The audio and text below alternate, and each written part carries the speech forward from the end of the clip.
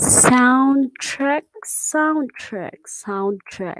Yan, sa mga 36 na estudyante na nandyan, type 1 sa ating comment box if you can hear me loud and clear. Sound check muna tayo. Type 1, please. Comment 1. If you can hear me loud and clear. Soundtrack. Soundtrack. Ayan. Wala pang nagko-comment. If you can hear me loud and clear, please comment. Ayan. Sunod-sunod na. Okay. Let's give your classmates some time to join our live discussion because this is comprised of 3 sections. Section E, G, and F. So, bigyan natin sila kahit 4 minutes lang to join our discussion and then we can start. Ayan, nag-attendance check na rin ako mga kapatid. So, 4 minutes and then we start officially our lecture.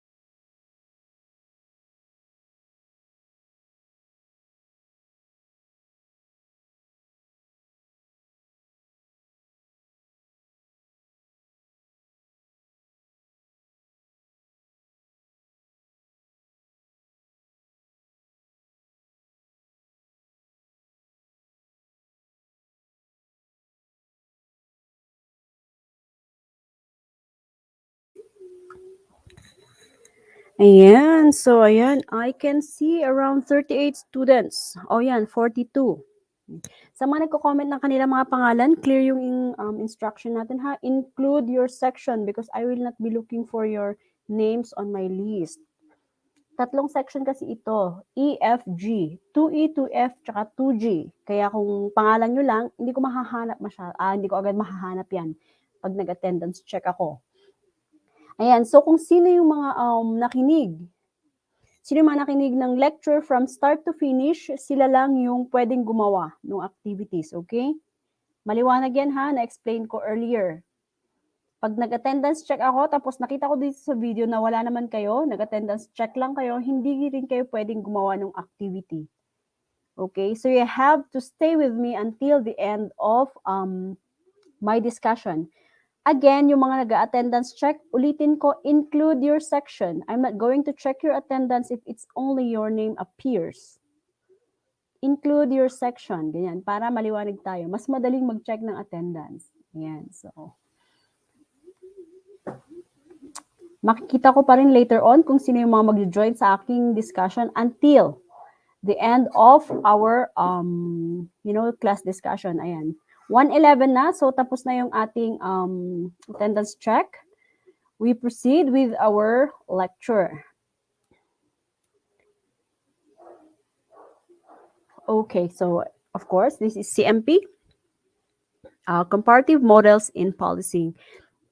As we go along our discussion, we are going to do a lot of comparison of the different styles of policing. Hindi lang kasi sa models tayo mag-focus. We will also discuss yung different styles, different organizations that govern the policing of the different countries that we are going to tackle later on. Okay, so ito yung ating course outline for our discussion. Although nasabi ko na ito sa inyo during your orientation earlier. So yan, dadagdagan pa natin yung ibang concepts, this one. So intro to policing. So where does policing come from? What are the basic concepts and terminologies in relation to policing? So marami-rami ito, pa konti-konti lang yung kukunin natin as we go discuss per period. And then yung theories of comparative policing, of course, dyan yung pinakasentro ng ating discussion. Of course, transnational crimes, and we will also compare the crime rates of different countries.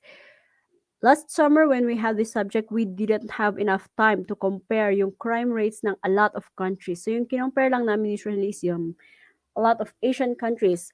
But for this semester, kasi baka nagtanong kayo sa mga nakatapos na, this semester, idadagdag natin yung crime rates ng iba't ibang country aside from Asian countries. And of course, the role of international law enforcement organizations, yung ating mga ILEOs. Like for example, the UN Police, the International Police, Asianapol, Europol, and others. Actually, itong ICC, hindi naman siya included sa mga past modules. But there are a lot of things that I have, personally studied about this ICC, kaya pwede natin idagdag sa ating policing subject. Ganyan. So, pero konti lang din naman. Ayan. So, what is policing? Actually, meron kayo ba yung section na pinagawa ko agad? I think, yeah. Kayong mga section EFG, pinagawa ko agad ng activity. The question was, what or how do you understand policing? And that was worth 20 points. Yan. So, yung iba, nakita ko medyo may researches. Yung iba, copy-paste. I have to warn you again, ladies and gentlemen, do not copy-paste. Do not just copy what you read. You have to read, understand, and then explain in your own words. That's how I'm going to give points. Ayan. So, in our next activity, i-explain ko yung mga sagot niyo kasi hindi ko pa nabasa lahat. A few lang yung nabasa ko, like 15 per section lang yung binasa ko, pahapyaw. Yan. So, let's go to policing. Policing is the body that governs the style of making or the style of, what do you call this? Kasanok ba nga Ilocano? Dedzay, policy nga makuna ka dedzay, kasla pa ng banbantay iti, mesa, wait lang. I'd have to Kailangan ko pa yatang pag-aralan masyado yung aking Ilocano. Hindi ko ma-explain sa Ilocano. Tagalog na lang ha, mga kapatid. So, ayan. So, yung policing, iba-iba yung explanation. So, iba yung policing sa Philippines, iba yung explanation ng policing sa America, iba rin yung policing na explanation ng policing or definition ng policing sa China, sa North Korea, ganyan. So kung in-explain niyo sa inyong activity yung ating policing in your own words, tapos nakita ko yung idea ng iba't ibang country, it is correct. Except of course, sabi ko nga kapag kinopy-paste ninyo. Ayan. So yung early policing na tinatawag natin dito is yung policing even before we were born. So, yung early policing na to, they have three basic features. Yung basic features na ito, kailangan nating pag-aralan because these three basic features, some of these are present hanggang sa policing ngayong panahon natin. So, what are these three basic features? First, policing does not always involve coercion. So, when we say it does not always involve coercion, hanga naranggas, yun yung word na hinap ko niya. Hanga naranggas iti policing hanga kalada style nga nagvo-violate ng human rights. So yun yung isang first feature ng policing. Nakikita naman natin ngayon hindi dapat ganun yung style ng policing. Sa olden times hindi rin ganun lagi. Yan. So, later we will discuss why it does not always, sabi niya. And then second, there was a crucial distinction between the people who were legally endowed with the policing responsibility. So that's first. Sino yung mga people that are legally endowed with the policing responsibility? Or sila yung mga nag-take oath para yung kanilang responsibility is to enforce policing. Sila yung mga policemen. They took oath to enforce the law, di ba? And then there are also people who did not take oath or hindi naman sinabihan ng batas to enforce the law, but they actually carry out policing duties natin. Kuha lang tayo ng example para mas maliwanag. Yung mga pulis natin, legally endowed yung mga yan. Legally endowed sila to carry out yung ating batas or to enforce yung ating mga batas. Yan.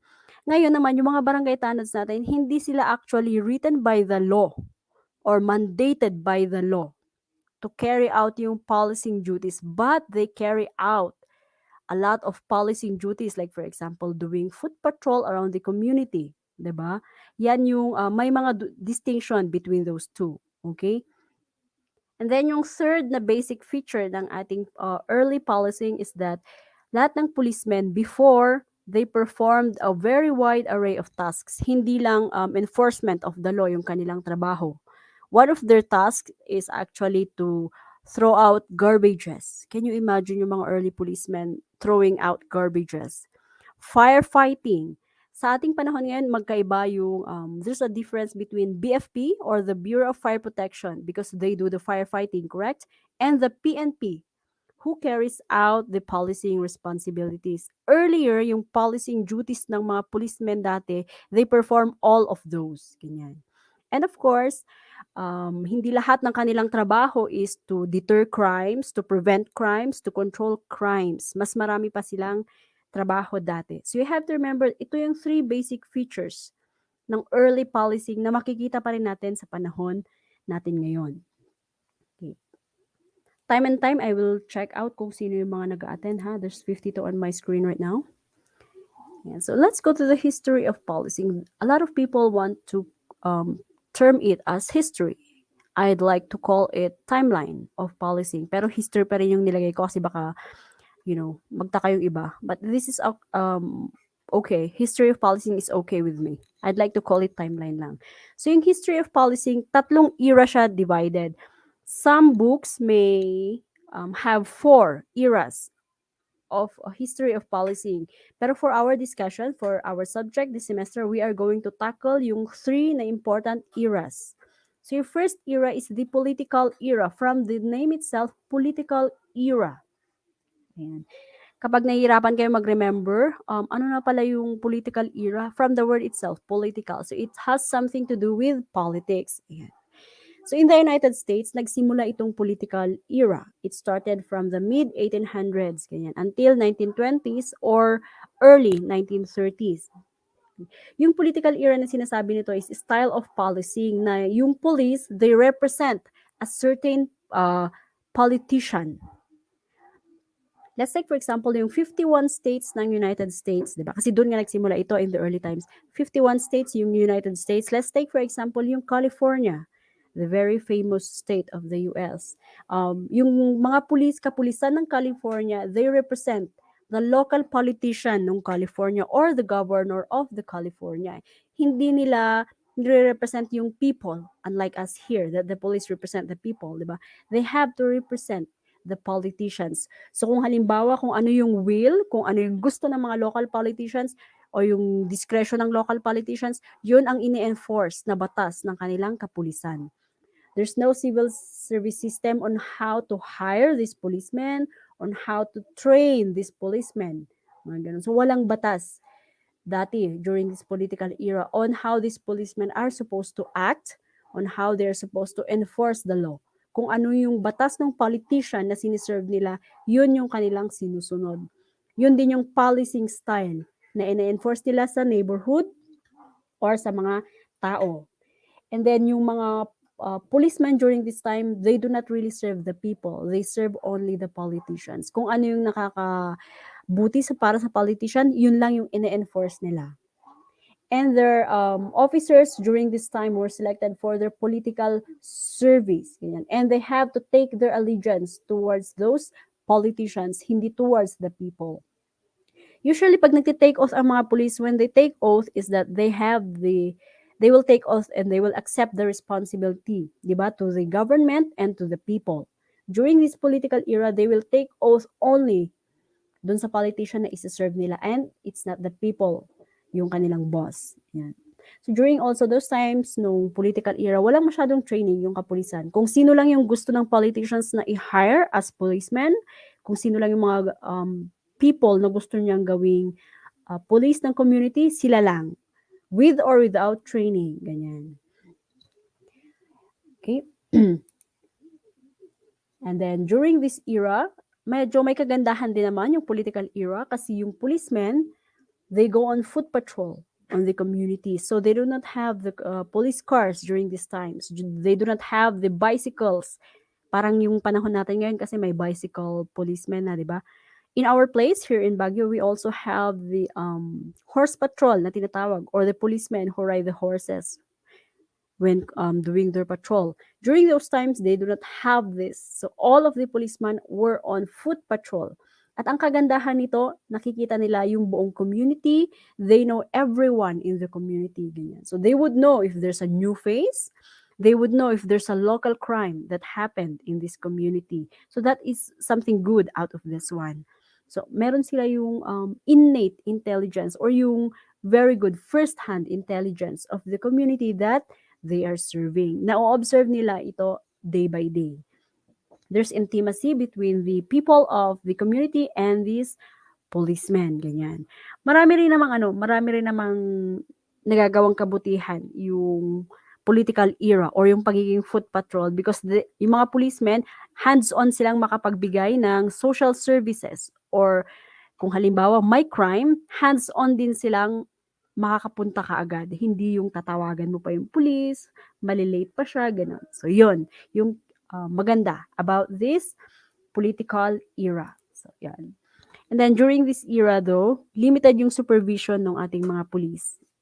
As I have said earlier, kasi nga yung nagmamandate sa ating mga policemen during this time were the politicians. So yun, paano kaya yung supervision ng mga policemen kung yung politician hindi naman marunong sa policing, hindi naman marunong sa law enforcement, sa intelligence, sa investigation, 'di ba? Maisip niyo na lang yung mga police na hinire nila, ganun din. Walang training, kaya walang supervision. Yan. So, and also during these times, parang may factions yung ating mga policemen. Ibig sabihin yung factions, they have groups. They were divided into groups. And of course, kapag may mga grupo-grupo, meron ding sariling interest yung mga policemen aside from the fact that they are serving the interest of the politicians. So you can see here, they allow gambling. Of course, ano na yung binabayaran ng mga gamblers pag nagsusugal? When they do the sugal sa mga lamay. Tong. Tama yon, tong pala. I forgot. So, they allow gambling because mayroon silang mga tong na nakukuha. Yung mga pickpockets, inaalaw nila yan kasi they get something out of that. Actually, when I was younger, here in Baguio, pickpocketing is very rampant. And there was once a report na yung ibang nagpipickpocket daw dito is binibigay nila sa mga kapulisan yung mga magagandang unit na napipickpocket nila, which was found out to be true. Pero ngayon wala naman na masyado. Ayan. So earlier, ganyan yung ginagawa ng mga ating mga kapulisan. Yung mga crimes, ginagawa nilang business for their own profit. So that is political era. So let's sum up yung ating very first era. Again, this time is specific. Pero gagamitin natin 1800s to 1930s. Ganon yung gagamitin nating timeline. Okay? Para hindi kayo malito. So ito yung kanyang summary. So yung police forces before, broad ang kanilang social service kasi nakakapag-foot patrol. Decentralized yung organization. Ibig sabihin, yung sinabi ko kanina, may mga faction. So, walang centralized na organization yung policemen. Iisa lang yung siniserve nila, yung politician. But among themselves, they are decentralized. And then, intimate relationship with community. Ibig sabihin, they can communicate directly to the people because of the foot patrol again.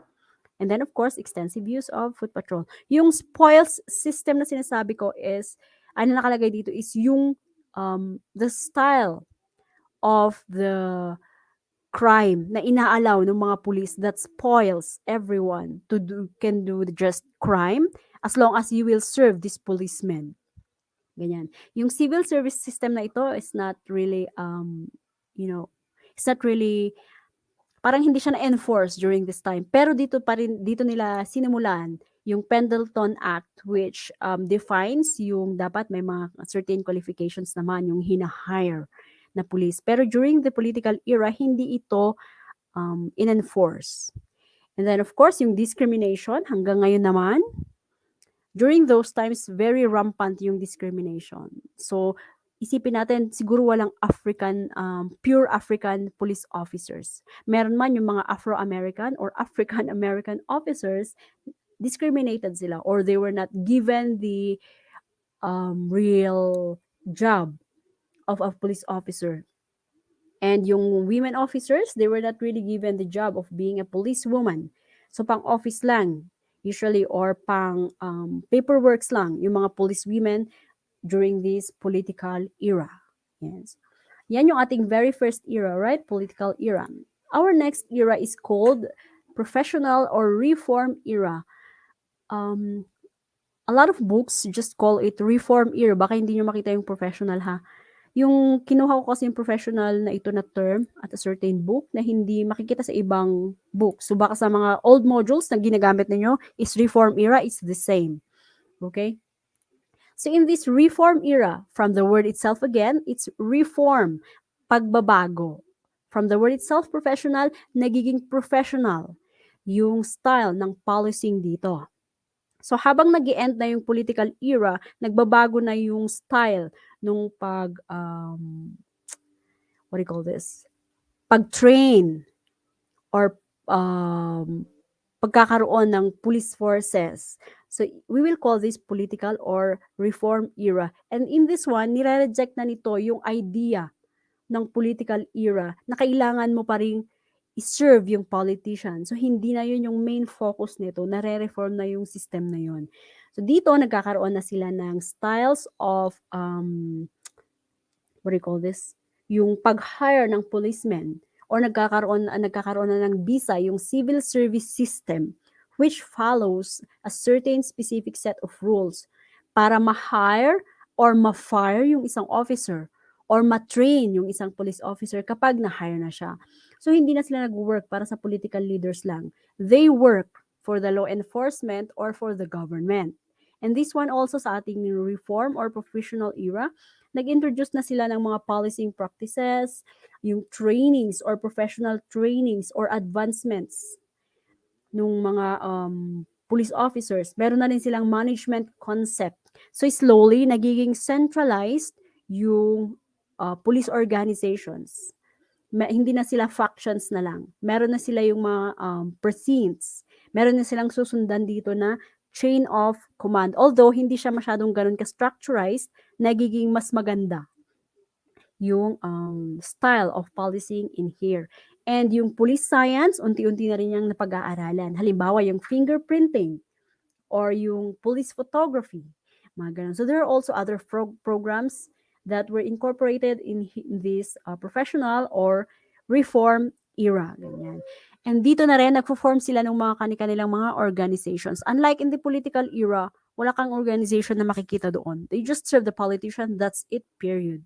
Dito nagkakaroon na sila ng mga organizations nila, wherein yung organization, siya yung parang backup ng isang police organization. Parang kayo din, sa second years, in your own sections, di ba, meron kayong mga organizations, meron kayong class presidents and vice presidents and so on. So yung organization na yan, it represents the entire class. Parang ganito rin dito sa reform era. So dito, isa sa mga nabuo nilang organization is the International Association of Chiefs of Police. So ayan, nakikita nyo yun dyan, mayroon na silang mga chiefs of police. Meron na silang chain of command na pinanggagalingan ng command. Unlike in our political era, na walang ganon. Ayan, so also sa ating political era, foot patrol lang. So kawawa yung mga police. Although maganda pa rin yung foot patrol naman, it's still one of the best styles of patrolling.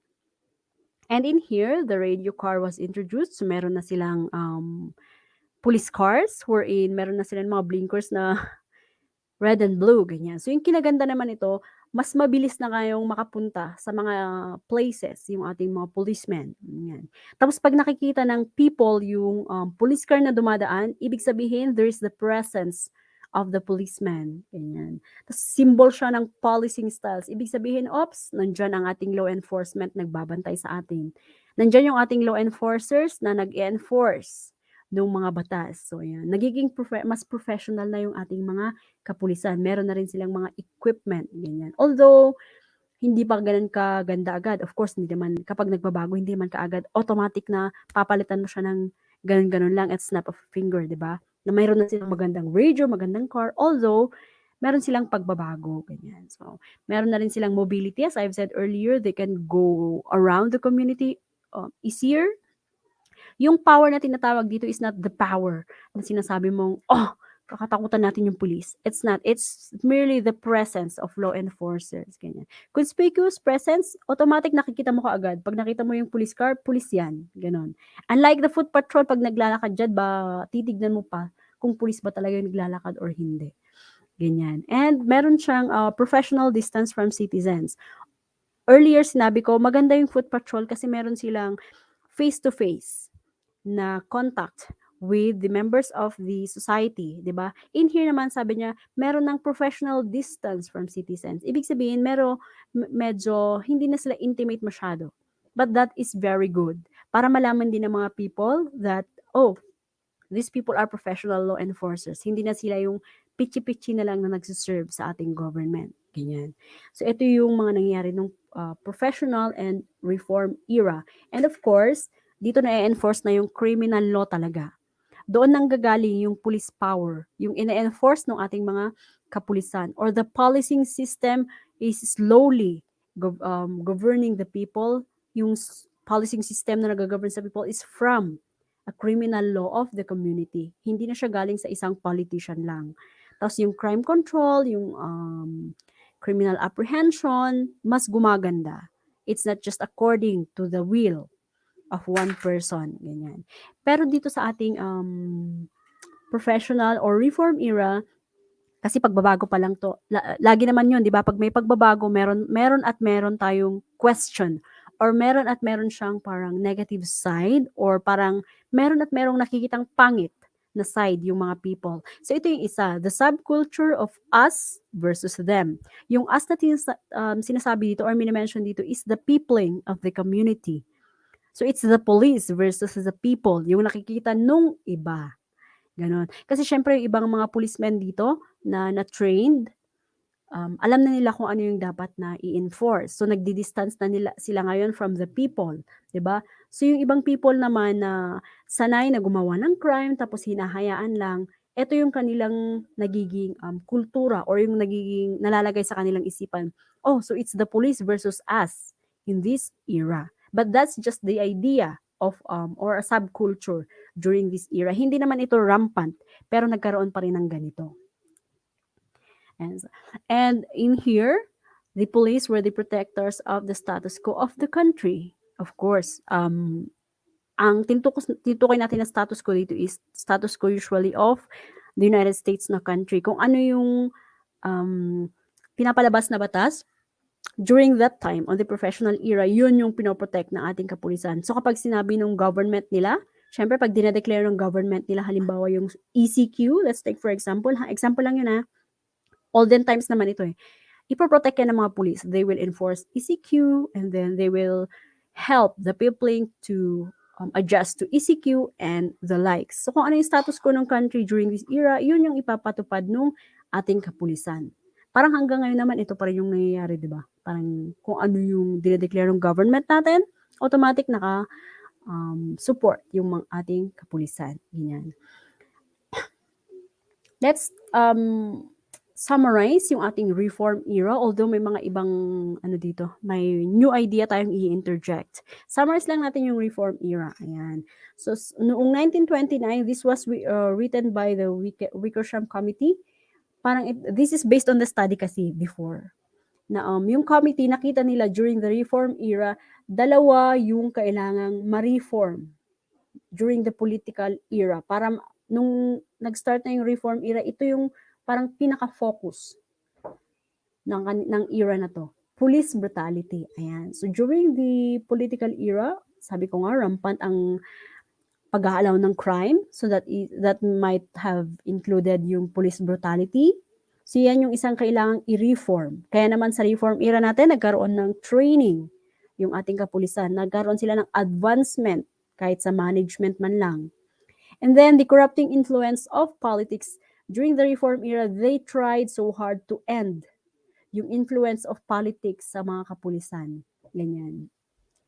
Sa ating panahon ngayon, kayo ang humusga kung yung ating policing style in the Philippines is it still influenced by politics? Ganyan. I don't want to interject ideas into your heads, ladies and gentlemen. I know that you're mature enough to understand yung mga nangyayaring ganito sa ating bansa. Yeah, so but anyway, the summary of ating reform era was na-centralized siya sa police brutality and then the corrupt influence of politicians. Yan yung dalawang sentro na ni-reform sa reform era. And then again, maraming changes na nangyari sa ating reform era. Ayan. So yung ating third na era is the community policing era. Parang papatapos na yung reform era or nangyari na yung reform era. Sumunod ngayon dito yung ating community policing era. Yung community policing era is the style that is actually implemented worldwide now except in a few countries, specific countries like that North Korea, mga ganon. Hindi naman kasali dito yung mga policing styles nila. So, sa ating community era naman, nag-start pa rin, we will take a look at the history pa rin sa effect nito or yung ripple effect nito from the United States. Yung ating policing era, nag-start siya noong mga 1970s, early 1970s, and then the 80s. Ganyan. So, ano yung nakapaloob dito sa ating community policing era? What is the philosophy behind this era? Bakit hindi pa ba sapat na reform era na lang? Kasi it's still changing. Ganyan. Pero, however, kasi sa community policing era natin na to, may mga factors na kailangan nating i-take a look into. Like for example, yung reduction of crime. Meron na ba ang reduction of crime sa ating mga communities nung nangyari yung reform era? So this is community policing era. This has to be centralized sa ating community. So yung mga members ba ng community natin is already safe nung mangyari yung reform era? Yan. So dito sa ating community policing era, kumukuha na ngayon ng feedback yung ating law enforcers from the community. Kaya nga naging community policing era. Nung na-enforce na yung policing sa local community, maganda ba yung feedback? Maganda ba yung naging effect? Na-reduce ba yung crime? Nawala ba yung fear ng mga tao from the time of the political era? Yan. Are there still disorder in the community? Ganon. Summarize lang natin konti yung ating community era kasi kukunti lang yung madidiscuss natin in this history. Kasi yung community era, i-discuss natin yan hanggang finals. Pero i-divide na lang natin yan, i-specify natin yan later on. So yan. Yung community era natin, this is how the police forces are characterized.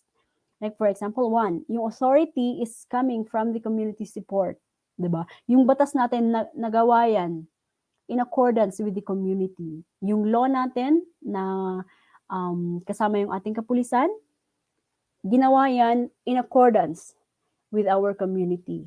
Yan. So yung, there's also provision of broad range of services. Yan. Hindi na lang nakafocus sa iisang services yung ginagawa ng ating police law enforcers. Included na rin dyan yung crime control. Although specified yung mga units ng PNP para sa iba't ibang klase ng crime. And then yung decentralized organizations, meron na silang authority, yung ating patrol officers, to look into these ones. Yung mga organizations na hindi naman dapat nandoon, yan, binigyan na ng authority yung ating patrol officers to look into that sa ating community. And yung intimate relationship with the community kasi, di ba parang nawawala yan during the reform era, yung middle era natin, parang nawawala yan doon because yun nga yung kaisipan ng mga tao na, oh, us versus them. 'Di ba? Mayroon silang kaisipan na ganun during the time. Dito sa community era, they tried to put back that kind of intimate relationship with the community. Kaya binalik pa rin naman yung foot patrol, pero limited na kasi yung foot patrol ngayon, 'di ba? I'm not really sure about the police foot patrol around Ilocos Norte because when I was there, hindi masyado. Sa Lawag nakikita ko syempre, pero sa Bacara, hindi masyado. When I was up north, parang wala akong nakita. Adams, wala akong nakitang police. Ganun. Sa Badok, meron syempre because yung chief of police dyan is a relative. So nakikita ko yung mga foot patrol ng mga policemen. Sa ibang places like saan ba yung mga napunta? Lahat naman actually, except Karasin, hindi ko napuntaan sa Ilocos Norte. Lahat nakita ko yung style lahat ng mga places na may nakita akong police, nakita ko yung style ng foot patrol. So under the sun, naglalakad talaga yung mga tao. So that is building intimate relationship with the community. And the use of foot patrol pa lang naman. Pero naidagdag dito yung problem-solving approach. During the political era, foot patrol lang yan. Nagpapatrol sila. Parang ini-intel lang nila yung community na, oops, dito sa place na to may bagong mukha. Dito sa place na to merong crime na pwedeng pagkakitaan. Siguro ganun yung kaisipan before. In here, problem-solving approach naman. Pag nag-foot patrol yung mga police officers at may nakita silang halimbawa crime, so they can already address the crime. Marami tayong nakikita ngayon, di ba, yung mga buntis na pinapaanak ng mga policemen, ganyan. So nagpo-foot patrol yung mga policemen, may problem na ganito, pwede ka agad silang mag-respond. Mga ganun yung tinitry na i-build during this community era or during our times. We are included na kasi in this era. Ganyan. So let's take a look back again. Ano yung tatlo ulit? So first, political era. The second is the reform or professional era. And then the third one is community era, which is still present until now. And so, let's just take a look into the daily life of a police officer. Kung totoo nga bang yung community era na nangyayari sa kasalukuyan is nakikita natin sa buhay ng mga police officers. Ayan. So, this daily life of a police officer varies. O magkakaiba-iba to ha mga kapatid. Baka yung police officer sa Ilocos Norte magkaiba sa daily life ng police officer dito sa kabundukan. Ganun. So, of course, isa yan, patrol areas by car. Ayan. May motorcycles din. Ayan, yung sinasabi kong horse or on foot. May, hindi lang dagdag dito yung bicycle, but yeah, one of those. And meron din silang dinedevelop ngayon yung the scooter, the police on a scooter, but I don't think it's viable in here in the mountains. Sa Ilocos siguro pwede. Pero actually, pinag-aaralan pa lang naman ito. And then, one of the daily life of a police officer, lalo na kapag PO1, PO2 yan, nagda-direct sila ng traffic. Hindi lang for special events. Actually, minsan daily. Ganyan. Kung may traffic signal malfunctions, they conduct the traffic. Or the traffic, kasi traffic is the, flow of cars. So yung pagmamandate ng traffic, yun yung term, mandate the traffic. Ganyan. So they also respond to traffic accidents. And of course, they assist the detectives or the special crime people to do the crime scene or to investigate the crime scene, ganyan, or to process the crime scene, but they do not actually do the processing of the crime scenes. Kasi may mga naririnig tayo, di ba, kapag halimbawa may nangyaring crime, ala, dati nga police, dinapay lang nga respondan. Actually, may mga specific kasi na mga police officers, alam niyo naman siguro yan, to respond or to process a certain crime scene. Hindi basta-basta yung pagpo-process ng isang crime scene. Ayan. And also, one of the daily jobs of a police officer is to transport prisoners kapag kailangan yan.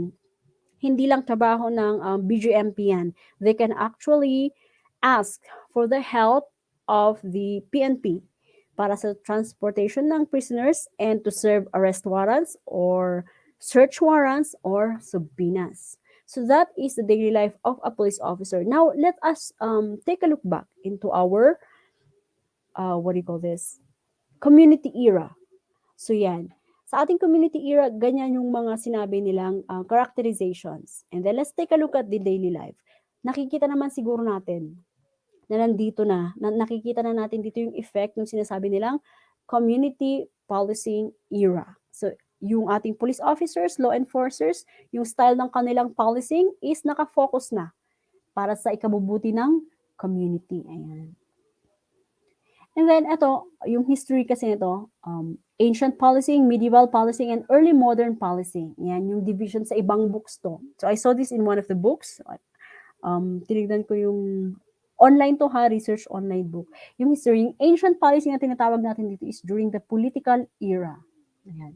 Yung medieval policing is the reform or professional era. And then we are here sa early modern policing or the community policing era. So yan yung tatlong era. I hope you have understood yung ating discussions. Nag-check ako ng mga nagli-leave ha sa ating, nag-attendance lang tapos nagli-leave. Nakikita ko yan mga kapatid. Don't you worry about that. So ayan, ito yung activity ng isang section na diniskasan ko earlier. But hindi yan yung gagawin ninyo. Para sa ating section 2, E, F, and G. Let me just check kung meron kayong mga representatives sa lahat. So this is E, there's F. Wala pa ako nakita E. Ayun, meron. E, F, G. So, kokonti yung taga 2E na nakikita ko dito. Maraming taga 2F and taga 2G. Yung mga taga 2E, nasaan kayo? Ayan. Kokonti lang yung nakikita kong iba. Mind you, ladies and gentlemen, hindi ka pwedeng mag-attendance check lang.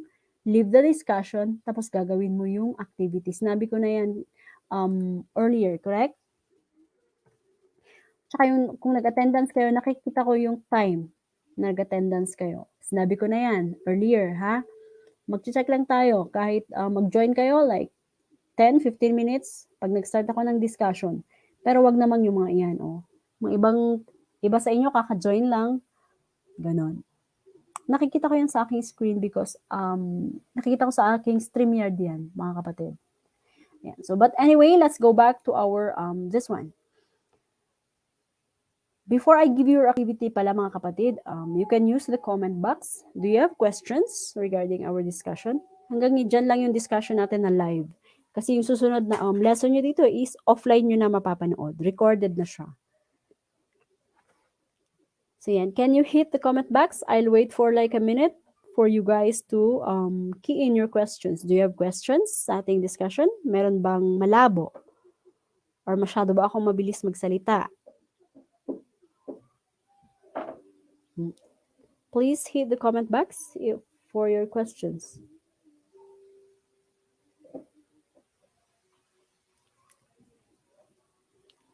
Give you a minute of 30 seconds, ganon, para mag-type ng inyong questions. I'll be waiting. Before I will give you guys your activity, ulit-ulitak nga ibaga mga kapatid, kapag hindi ka nag-join ng discussion, hindi ka pwedeng gumawa ng activity.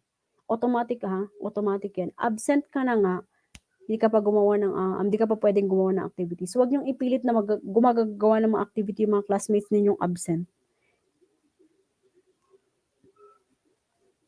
Strict tayo dyan kapag live online discussion.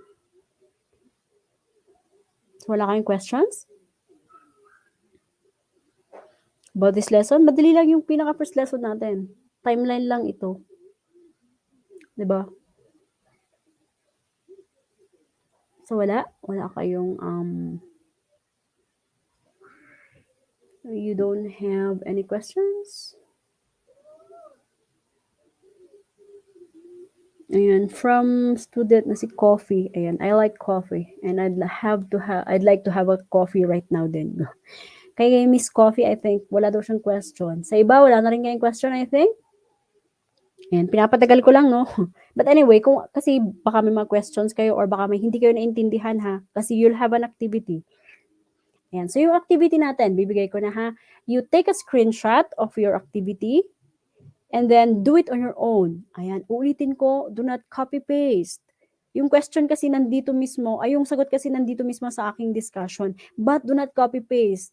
Kayo naman, binigyan ko kayo ng one whole, binalik nyo sa akin yung one whole din. Parang ganun, na walang laman. Parang ganun. Ayan, so ayan, pumapasok na yung mga comments nyo na no questions, so it's okay. Okay, yung ating activity, kapag binigay ko itong activity ninyo na ito, huwag nyo naman kokopyahin yung sagot. Okay? You can just reword it. Ilocano, Filipino is okay with me as long as it came from you. Wag naman yung copy-pasted. Kaya naman, binigyan kita ng one coupon ban na malinis, binalik mong malinis. Parang ganun. Di ka man lang nag-effort to make a ganun. But anyway, okay. So sections 2, E, F, and G, please take a screenshot of your activity today. Yung mga 69 lang na nandyan, ha, ang gagawa ng activity. Actually, kanina ang 52 lang. First 20 minutes na nagdi-discuss ako, 52 lang. But I will consider yung 69 na nandyan. I will check later on kung sino yung mga 69 na yan. Baka damag dagay classmates yun, one signal ko yun. Arami daklatan, it's not. Sinabi ko naman sa inyo, once a week lang tayo magmi-meet ng live, di ba? Offline na yung mga susunod natin eh. Effort naman. Konting effort lang.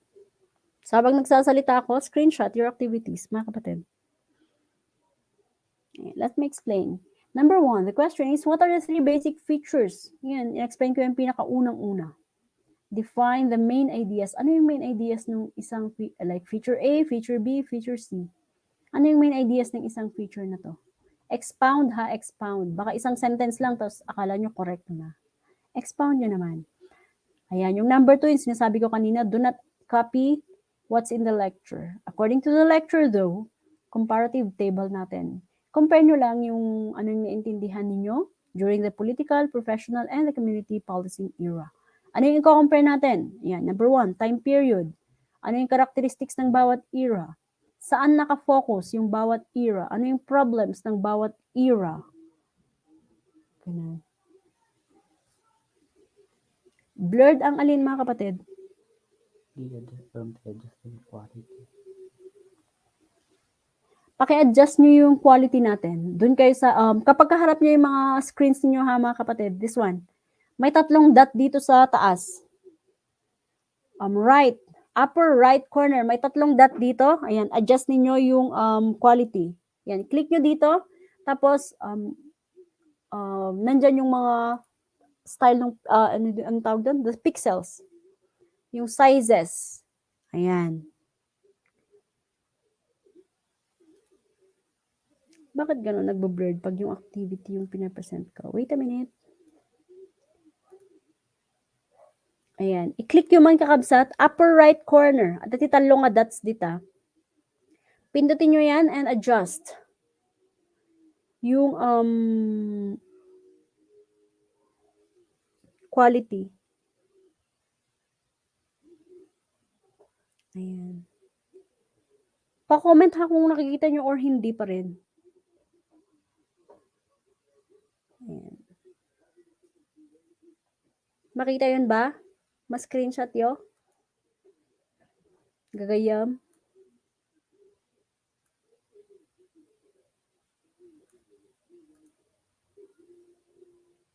Ayan. Thank you sa feedback. Okay na. Ay, bakit yung iba pangit pa rin? Dito, darling, click mo dito sa ating 3 dots, upper right corner. Click on that to adjust the quality on your screen.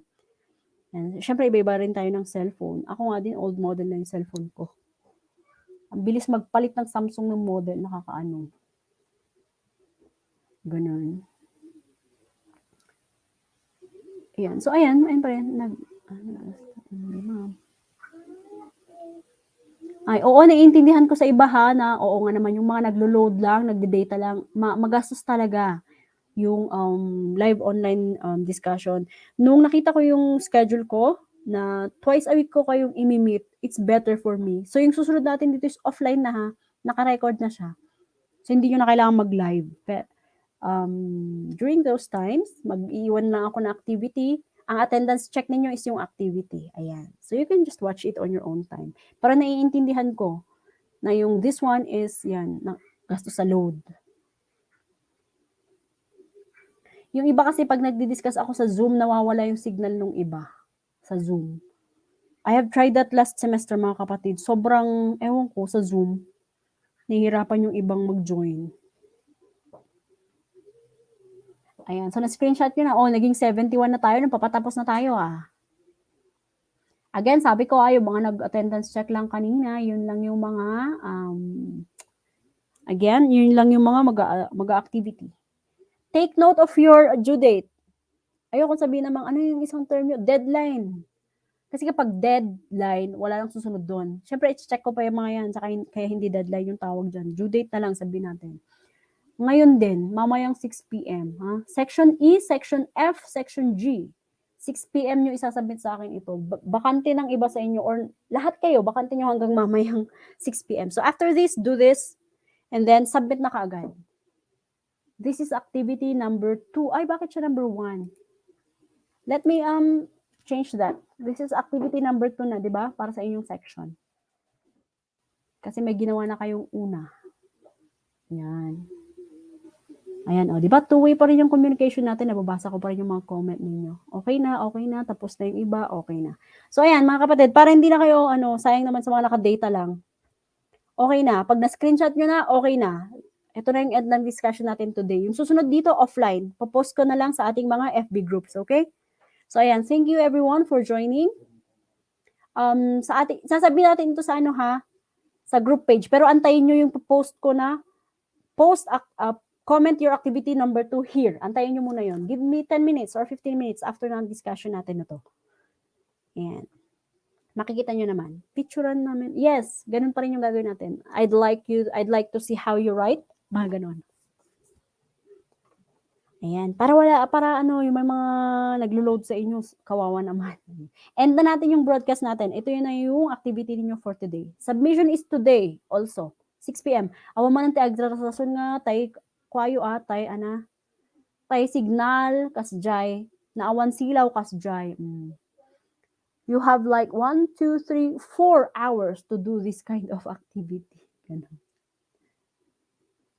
Yan. Check ulit yung mga group page natin. I-accept ko yung, kapag hindi kita in-accept sa group page, ibig sabihin wala ka sa official class list ko ng SIAS. Kasi I follow my class list sa SIAS. Pag wala ka doon, sorry, hindi kita talaga i-accept. So, kailangan mong i-contact ang school or yung SIAS mismo.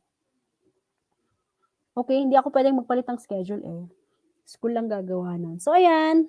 Dami ko nang sinabi. Good afternoon sa inyong lahat and gawin nyo na yung activity right after this one. So, ayan. Good afternoon once again and thank you for joining our live stream this afternoon. Ayan.